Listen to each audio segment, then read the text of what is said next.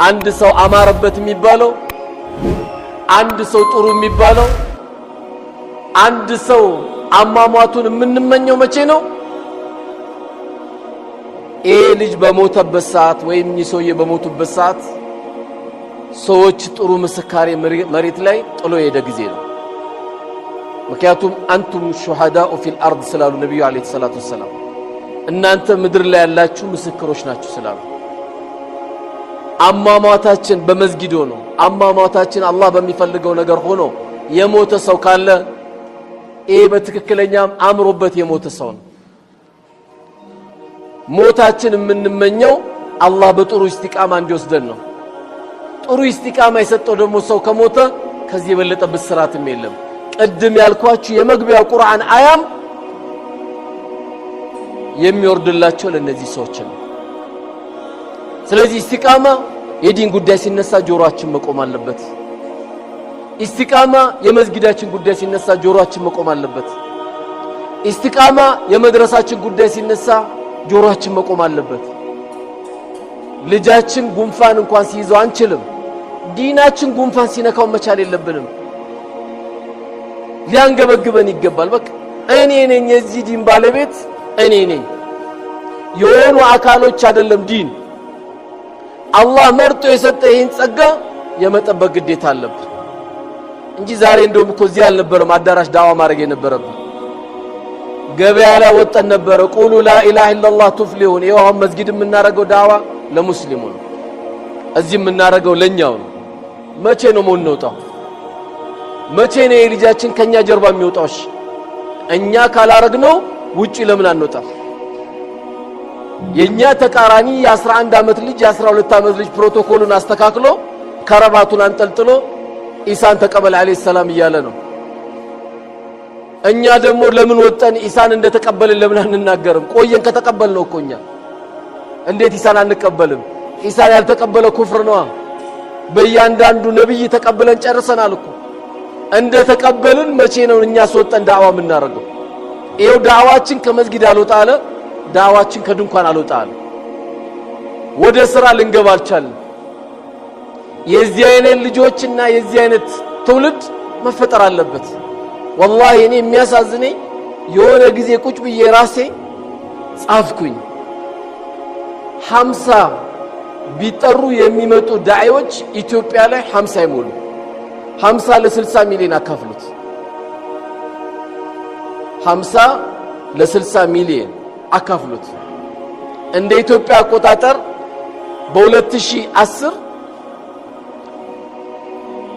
የኢትዮጵያ ህዝብ ሲካፈል የነበረው ዶክተር አንድ ዶክተር ለ100,000 ሰው ነበር። አንድ ዶክተር ለ100,000። ስለዚህ ከዚህ በኋላ ዶክተር ብዙ ማሳከም አለብን፣ ማሰልጠን አለብን፣ ማስመረቅ አለብን ተብሎ በዚች ባለችው ደግሞ 5 አመት ብዙ ዶክተሮች ወጡ። ለምኑ? ለጨጓራው፣ ለኩላሊቱ፣ ለጉበቱ፣ ለካንሰሩ ሐኪም እየተገኘ ነው። ይሄ ትውልድ ግን ዋናውን ዶክተር ግን እያጣ ነው። ዋናው ዶክተር ወደ አላህ መንገድ የሚጣራው ነው። ትልቁ ዶክተር ምድር ላይ አለ ከተባለው ትልቁ ዶክተር በአላህ መንገድ ዳዋውን የሚያስተላልፍ ሰው ነው። እኛ እንግዲህ 60 ሚሊዮን ለ50 ሰው አካፍሉት፣ አረ ለ1000 አካፍሉት። እጅግ በጣም ያሳዝናል። በስልጠኛው ጎበዝ ዳዒ ከሌለ፣ በኦሮምኛው ጎበዝ ዳዒ ከሌለ፣ በሶማሌ ጎበዝ ዳዒ ከሌለ፣ በአፋሩ ጎበዝ ዳዒ ከሌለ ሁሌ ብፌ ማሰብ ብቻ ነው። ይሄ የተፈጠርንበት ዓላማ ነው አይደለም። ኢስቲቃማ በአላህ ላይ ትክክለኛ ውስጣችን ቀልባችን ተስተካክሎ ከሆነ አላህ Subhanahu Wa Ta'ala ይሄ ሁሉ ሰዓት ለምኘው ለኔ ያልሰጠኝ አላህ እንዳልጠፋ ብሎ ነው። አላህ ለነገ አዘጋጅቶልን ነው ብለን እንጂ ጨቅጭቄው ለምኘው አላህ ምንም አልሰማለኝ አይባልም። ድንገት የመጣ በላ አጥፍቶ ሊሆን ይችላል፣ ወይ ለአኺራ አስቀምጦት ሊሆን ይችላል፣ ወይም ደግሞ ገና ዱንያን አልጨረስክም ወይም አልጨረሽም ለዛ አዘጋጅቶ ሊሆን ይችላል። የሰው ልጅ በፈለገው መልኩማ ቢሰጠው ኖሮ መጥፊያው እንደሆነ አላህ ነግሮናል። ወለው በሰጠ አላሁ ሪዝቀን ሊዕባዲሂ ለበገው አለ። የሰው ልጅ አላህ ትሩፋቱን ችሎታውን ርዝቁን ብትን ቢያደርግለት ድንበር ያልፋል አለ። የድሃ ፊት ለማየት ይጨነቃል። የአሮጊት ፊት ለማየት ይጨነቃል። የሚያወራ ሁሉ በገንዘብ ቋንቋ ብቻ ይሆናል። ያገኘው ሁሉ በገንዘብ ለመግዛት ይፈልጋል። አላህ እዚህ ውስጥ እንዳገባ ብሎ ለዚህም ነው ኮኛም ዱንያን እንኳን ስንጠይቅ ጥቅልል ሊሆን ብለሽ ዱንያን እንድንጠይቅ የተፈቀደልን። اللهم ربنا آتنا في الدنيا حسنة في الدنيا حسنة ማለት ከየትኛውም አካል ያልተነጀሰ ዱንያ ማለት ነው። የሰው እንባ የሌለበት ሸጠን ያላምታታንበት ታላቅ ነን በዚህ ቤት ከኔ የበለጠ ተሰሚ የለውም ብለን ያላጭበረበርንበት አንዳንዴ ቀልብ ሲታፈን ከቤተሰቡም የሚወስዳል ከናት ከአባቶቹም ልጆች የሚወስዳል።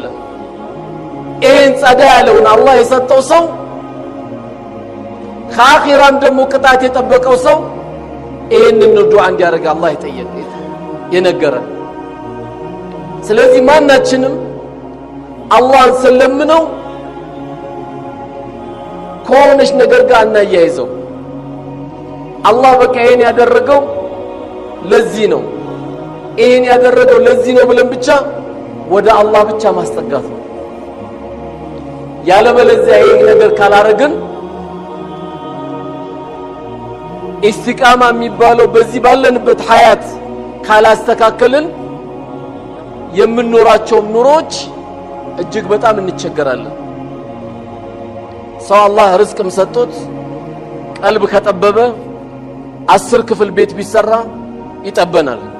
መጀመሪያ ዋናው ጠበዋል።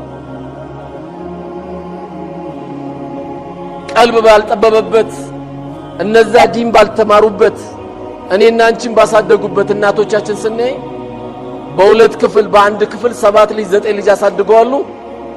ቀልባቸው ሰፊ ስለነበረ በሚገርም ሁኔታ አሳድገውናል። ዛሬ የምንሰራው ቤት ሰፊ ነው፣ የሚከፈተው ለለቅሶ ነው፣ ቤቱም ጠቦናል። ለምን ጠበበን? ቀልባችን ስለጠበበ ነው። ቀልባችንን አላህ ቀናዓ እንዲሰጠን አላህ Subhanahu Wa Ta'ala ኢስቲቃማ እያንዳንዳችን መጠየቅ አለብን። ሐያታችን ሁሉ ምን አይነት ልብስ እንደምንለብስ፣ ሐያታችን ሁሉ ምን አይነት ቤት እንደምንሰራ ነው ጥሩ ነው እሱም ማሰብ። ከዚህ ጎን ለጎን ግን ከዚህ አጠገብ ግን እኛ ቤት ምን መፍጠር አለብን ብለን የዛሬ ምሳ መነጋገሪያችን በየቤታችን መነጋገሪያ መሆን ያለበት ይሄ ነው። እያንዳንዳችን የኔ የሚባላለን የአባታችን ውርስ እንጂ ዲናችን የሁላችንም። እኛ ካልሰራን እኛ ካላበረታታን ሁሌ ብቻ እየተነጋገርን አይ ዘንድሮ ልጆች ይባላሉ። ምን አረጉ የዘንድሮ ልጆች? ምንም አላረጉ። ምን አጠፉ?